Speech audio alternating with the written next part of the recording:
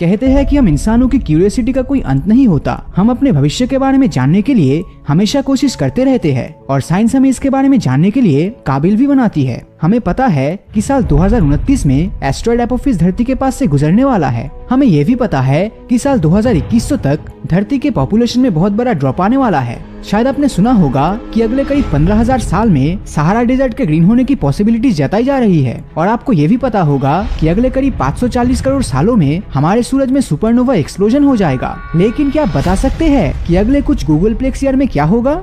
मगर आप में से कई लोगों को गूगलप्लेक्स का मतलब नहीं पता होगा। जब हम 10 के ऊपर 100 की पावर लगाते हैं तो इस नंबर को हम गूगल कहते हैं। और अगर हम 10 पर गूगल की पावर लगा दे यानी कि 10 to the power 10 to the power 100 तो हम इसे गूगलप्लेक्स कहते हैं। आई एम श्योर आप में से कुछ लोग इस नंबर को कॉपी पर लिखना चाहते होंगे, लेकिन आप ऐसा नहीं कर पाएंगे। ये नंबर इतना ज्यादा बड़ा है कि अगर आप इसे पूरा लिखने की कोशिश करेंगे तो विजिबल यूनिवर्स की सारी जगह भी कम पड़ेगी। जी हाँ, आपने बिल्कुल सही सुना। इस नंबर को प्रिंट करने के लिए 10 टू द पावर 94 बुक्स की जरूरत होगी। अगर हम एक बुक का एवरेज वेट सिर्फ 100 ग्राम्स भी मान लेते हैं तो 10 टू द पावर 94 बुक्स का मास कम से कम मिल्की वे और एंड्रोमेडा गैलेक्सी के टोटल मास के बराबर होगा। आई थिंक इन सभी चीजों को सुनने के बाद आपको ये समझ तो आ ही गया होगा कि गूगलप्लेक्स ईयर एक बहुत ही ज्यादा लंबा टाइम है। आज हमारी धरती की एज करीब 450 करोड़ साल है और साइंटिस्ट मानते हैं कि अगले 300 करोड़ साल बाद हमारा सूरज एक ग्रेट सुपर जायंट स्टार में बदलने लगेगा। ऐसे में मर्क्यूरी और वीनस को तो ये पूरी तरह खत्म ही कर देगा। फॉर्चुनेटली धरती इस डिस्ट्रक्शन से बच जाएगी,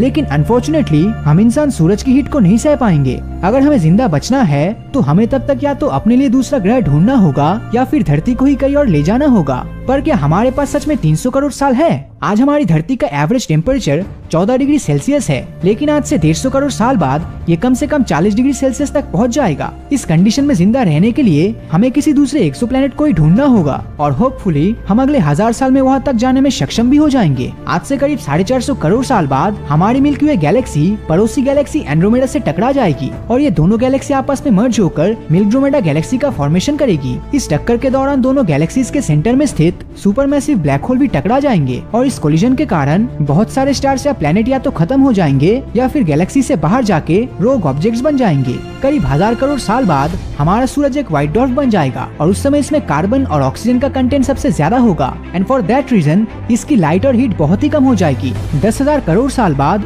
हमारे यूनिवर्स के ऑब्जेक्ट एक दूसरे से दूर जाने की वजह से बिग बैंग के दौरान बनी एनर्जी को लूज करने लगेगा और इसकी डेंसिटी काफी कम हो जाएगी। ऐसे में यूनिवर्स के सारे stars white, yellow and brown dwarf stars में बदलते जाएंगे और इसी के साथ वो और ठंडा होते जाएंगे। उस समय हमें यूनिवर्स में हर जगह न्यूट्रॉन स्टार्स और ब्लैक होल्स ही देखने मिलेगा। करीब 15,000 करोड़ साल बाद यूनिवर्स के ऑब्जेक्ट्स हमसे इतनी दूर जा चुके होंगे कि हम उन्हें टेलीस्कोप की मदद से भी मुश्किल से देख सकेंगे और मिल्की वे के ऑब्जेक्ट्स ही हमारे लिए यूनिवर्स बन के रह जाएगा। कुछ 1 या 2 लाख करोड़ साल बाद यूनिवर्स में हाइड्रोजन और हीलियम का कंटेंट खत्म होने की कगार पर आ जाएगा और स्टार्स की चमक हमारे घर के बल्ब की तरह बचेगी। साइंटिस्ट का मानना है कि आज से 10 टू द पावर 14 साल के बाद यूनिवर्स में कोई भी स्टार नहीं चमकेगा। 10 टू द पावर 15 सालों के बाद प्लैनेट्स और स्टार्स के बीच का ग्रेविटेशनल फोर्स खत्म हो जाएगा और प्लैनेट्स अपनी ऑर्बिट से निकलकर यूनिवर्स में फ्रीली मूव करने लगेंगे और करीब 10 टू द पावर 20 साल के बाद ये सारे ऑब्जेक्ट धीरे धीरे ब्लैक होल्स के अंदर समाने लगेगा। लेकिन थोड़ा रुक जाइए, क्योंकि भविष्य का सिलसिला अभी खत्म नहीं हुआ है। क्योंकि साइंटिस्ट मानते हैं कि प्रोटॉन